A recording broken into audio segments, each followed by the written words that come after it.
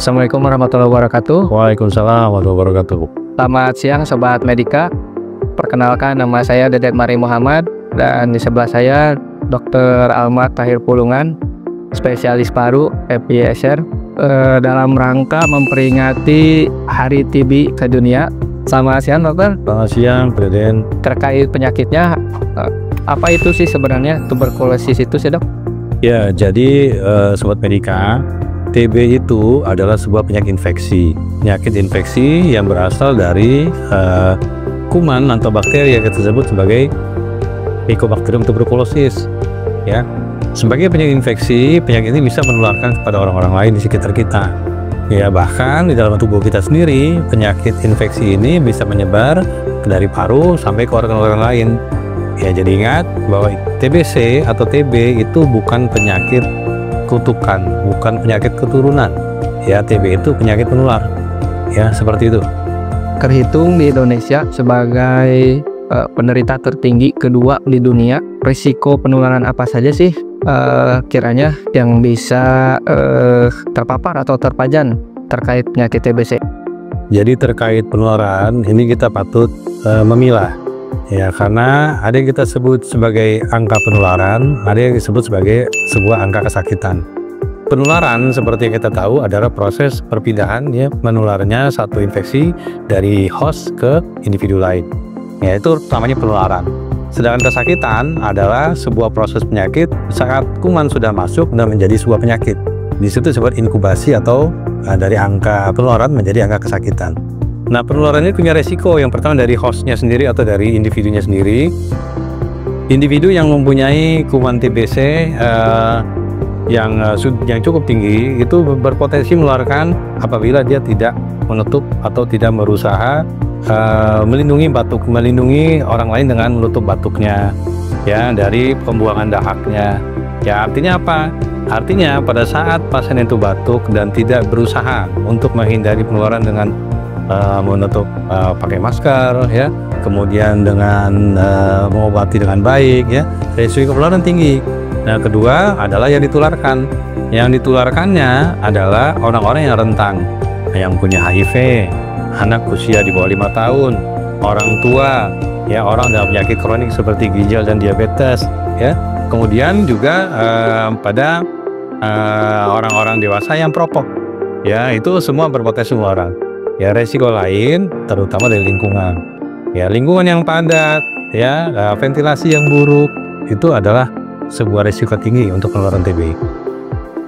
Apa saja sih misalkan di masyarakat, apakah ada tanda gejala khusus atau tanda gejala khas yang biasa diderita pasien terkait penyakit TB? Ya, tanda dan gejala TB itu memang bervariasi. Ya, variasinya pun sangat luas. Kenapa? Karena tadi sudah disebutkan bahwa TB bisa menyerang seluruh organ di tubuh kita. Ya, kalau kita bicara tentang TB paru, tentunya yang paling membuat gejala adalah dari parunya. Batuk lama, ya, kemudian batuk berdahak, batuk berdarah. Itu dari paru yang sudah mempunyai lesi atau luka yang cukup luas di parunya, ya. Kemudian ada gejala sistemik. Ya, gejala sistemik itu secara keseluruhan. Contoh, penurunan berat badan, yaitu karena proses tubuh yang terus-terusan melawan infeksi, akhirnya tidak bisa menyimpan cadangan lemak. Ya, kemudian ada keringat malang, yang dimana saat tubuh berusaha melawan infeksi, tubuh kita berada dalam metabolisme seperti orang sedang beraktivitas. Jadi walaupun saat tidur atau istirahat, ya, keringatan itu terus ada, yaitu sistemik.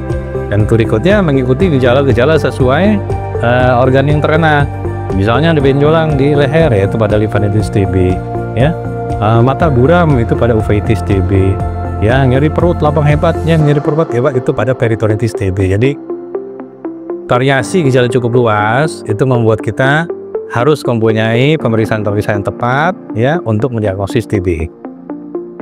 Nah, kita sudah mengetahui terkait tentang tanda gejala terkait penyakit TBC atau penyakit TB paru ataupun TB luar paru. Berikutnya, apakah harus diobatin atau enggak sih dok terkait penyakitnya? Apakah bisa sembuh atau tidak? Ya, baik Sobat Medika. Yang kita tuju dari pengobatan TB itu ada dua. Yang pertama adalah mengobati sampai sembuh, mencegah kematian. Yang kedua adalah mengobati agar tidak membuat kekambuhan di kemudian hari.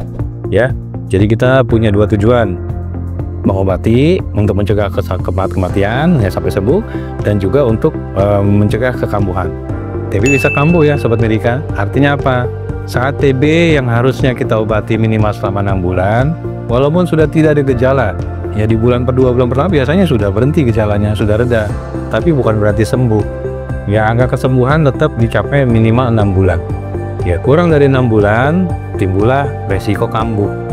Ya, resiko kambuh ini yang kita cegah dengan mengobati sampai minimal 6 bulan.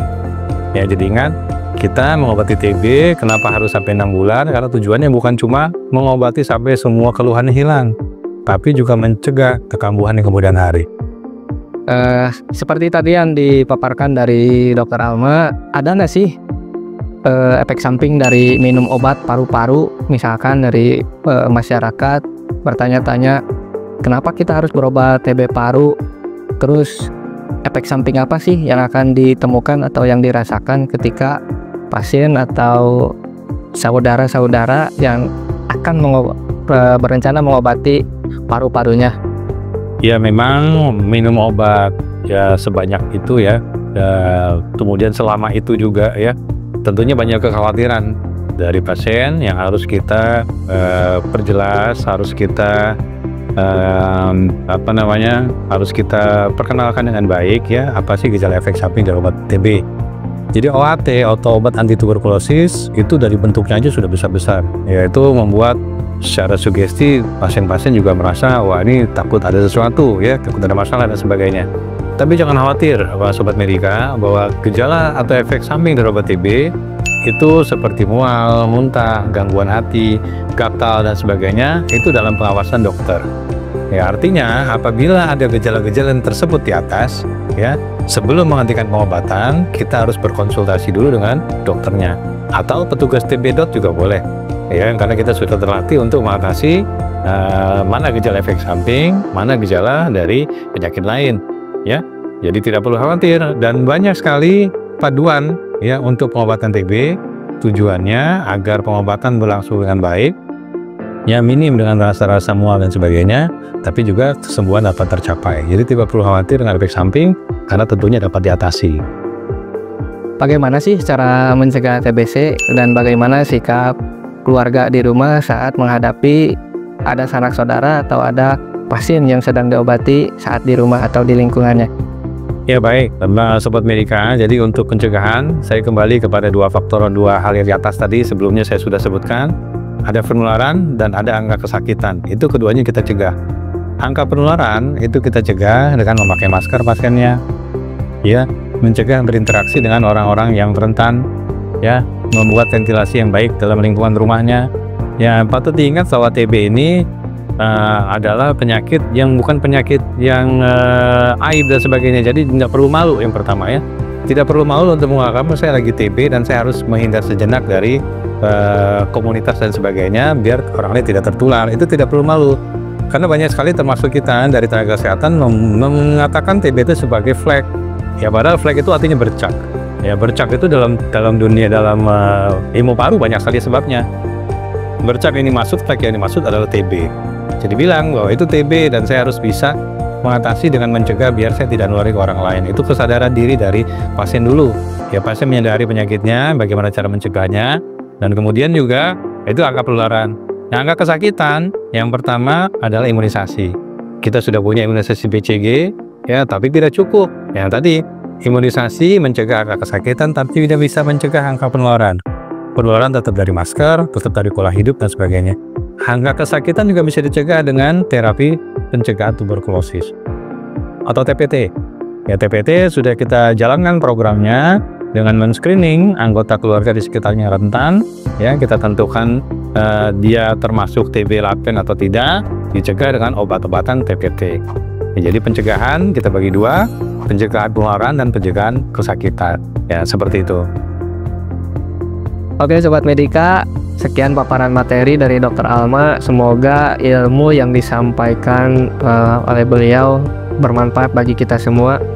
Bagi sobat-sobat Medika dimanapun berada, jika mau berobat ke Rumah Sakit Medika atau bertatap muka ke Dr. Alma, spesialis paru, silahkan tinggal dicek daftarnya di sini ya.